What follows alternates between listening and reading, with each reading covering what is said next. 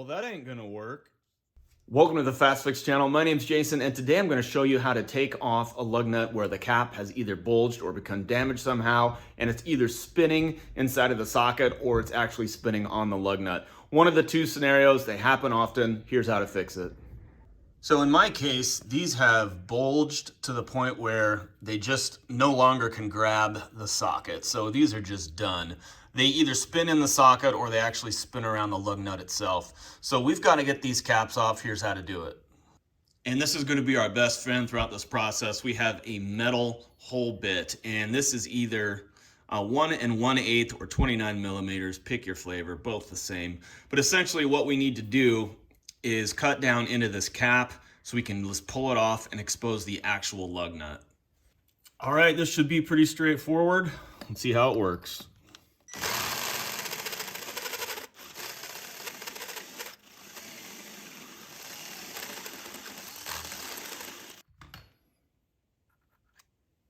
There we go.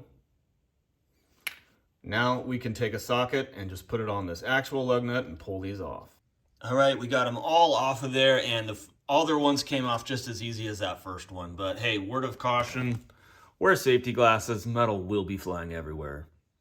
All right, so you got the caps off and got your lug nuts off, but you're thinking, Jay, I don't want to put factory lug nuts back on. This problem will just happen all over again. Well, you're absolutely right. You don't want to do that. Here's what you should do.